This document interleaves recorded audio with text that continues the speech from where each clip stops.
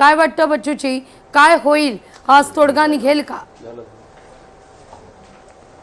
मला वाटतं ही बैठक शेतकऱ्याला दिलासा देणारी राहील, मेंढपाळांना, आमच्या मच्छीमारांना, दिव्यांगांना. देवेंद्र भाऊकडून आम्हाला त्या अपेक्षा आहे, ते आशीर्वाद घेतील. संकटात असलेला, चिंतेत असलेला, अतिशय आम्ही पाहतो तणावात असणाऱ्या शेतकऱ्याला ते वाऱ्यावर सोडणार नाही, हा त्यांच्याकडून मोठ्या अपेक्षा आम्हाला आहे.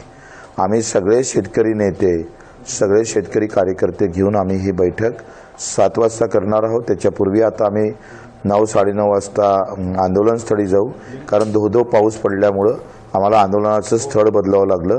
आम्ही आता ते कार्यालयात नेलेलं आहे, कारण तिथं ते पूर्ण गाठा म्हणजे आमचे ट्रॅक्टर पण बाहेर निघणार नाही. तर आमच्याच ट्रॅक्टरचा चक्का जाम झाला अशी अवस्था आहे पावसामुळं. आणि हे सगळं आंदोलन दुसऱ्या ठिकाणी आम्ही हे करतो आहे, स्थलांतरित करतो आहे. तिथं बैठक घेऊन मग आणि समोरचं हे करू. अगदी बच्चूजी, काल खरं तर तुम्ही तुमचा एक अगदी आक्रमक पवित्र